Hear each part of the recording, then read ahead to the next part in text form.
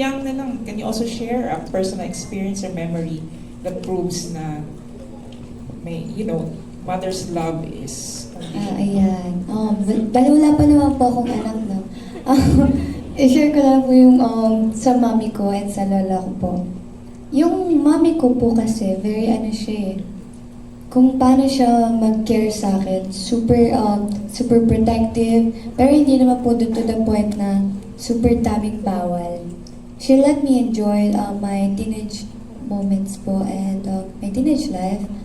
So yung mami ko po, very protective, very malambing, and pag alam niya mali yung isang desisyon na gagawin mo, pipigilan ka po talaga niya eh. And siguro yung lola ko po kasi, yung lola ko po yung nagpalaki sa akin since baby po ako.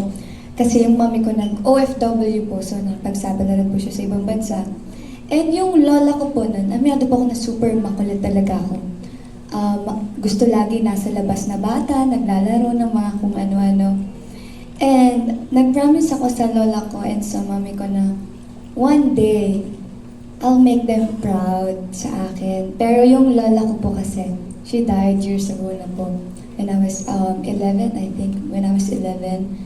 And ngayon po, hindi niya na po na nakikita lahat ng achievements ko.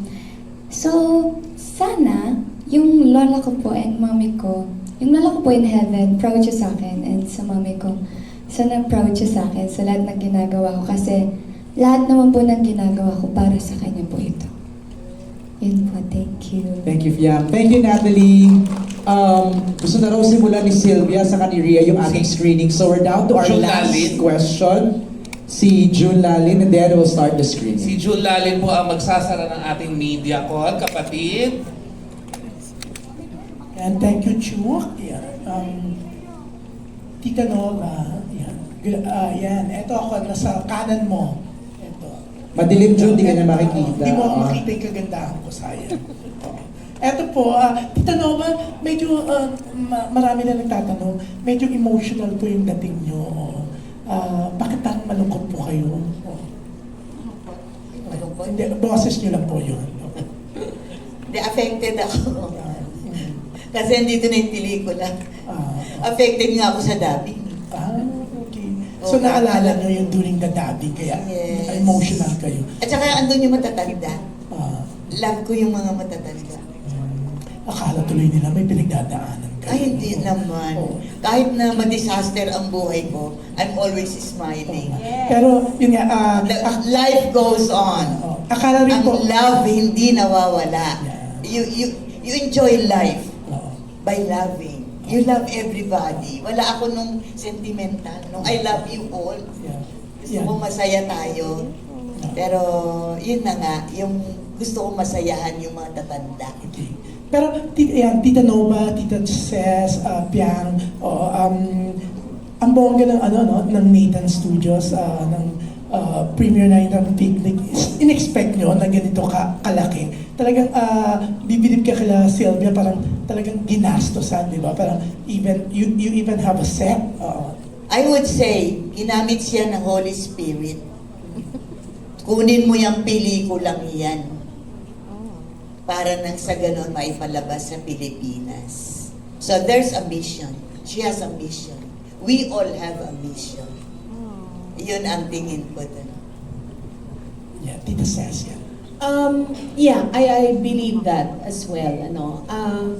One thing about Nathan Films, not because friend ko si Ibiang, not friend, close friend ko si Ibiang, and of course, mga anak niya parang anak ko na rin, si Ria, yan, si Larjo. Alam ko na seryosong producer ang Nathan. Pag nag-uusap kami tungkol sa mga plano ng mga Nathan, nabibilib ako kasi walang takot. Pag sinabi kong walang takot, hindi yung kagad kita yung iniisip na ganito, kailangan kumita ako, kailangan ganyan. Ang palagi nasa bukang bibig, palagi is, magugustuhan ba to? Makakatulong ba ito? makakaangat ba ito sa industriya. Kaya nga, pati ang ano niya punta sa iba't ibang mga bansa kasi nag-aaral sila ano ba ang trend, ano ba ang pwedeng ibalik dito pag uwi nila at pag nandito, ano ba yung sa atin ang pwede nilang dalhin doon.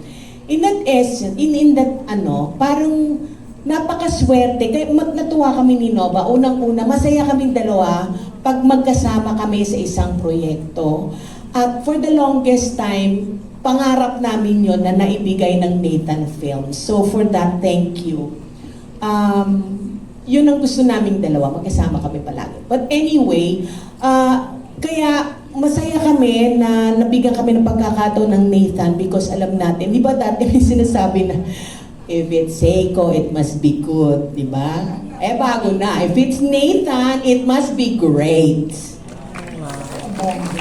Siguro pasalamat din ako talaga kay Ibiang na kami ang napili niya.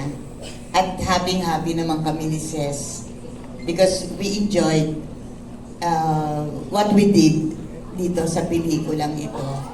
Kahit na sikip na yung dibdib namin.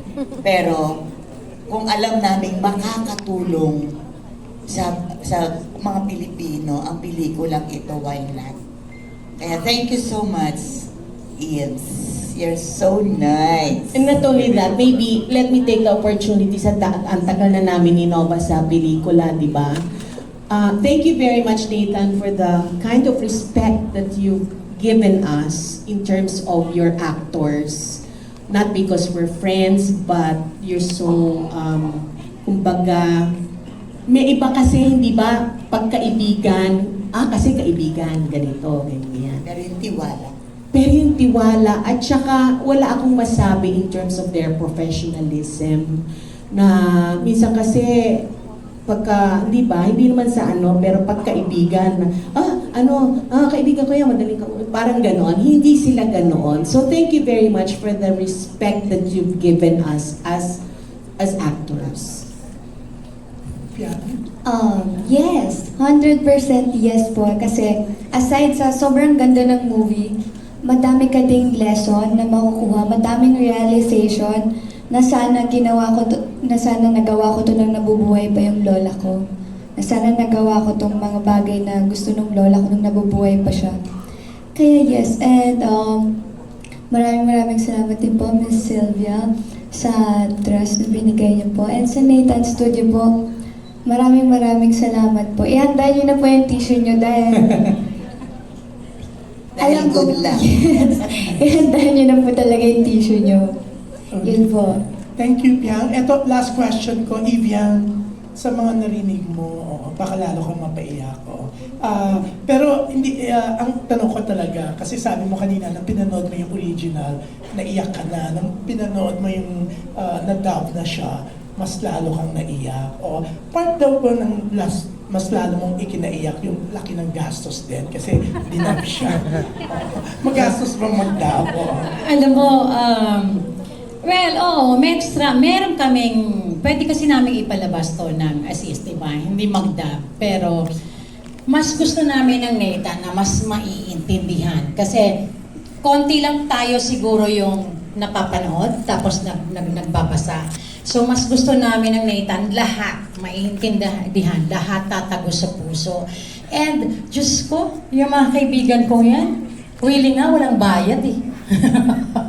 Yun pag dalawang yan, hindi. Pero sa totoo lang, ang swerte ng Nathan, na si Ate Ces, si Anova, si Piang, si James, si Kuya Boji, nang nakuha namin, ang perfect nila sa role nila. Yun lang. Thank you. Thank you, June.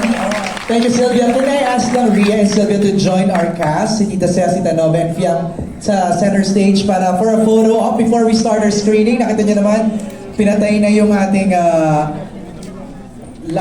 screen sa taas kasi ready na tayo to begin the premiere. Thank you sa lahat ng mga fans na nandito ngayon, mga fans ni Piang.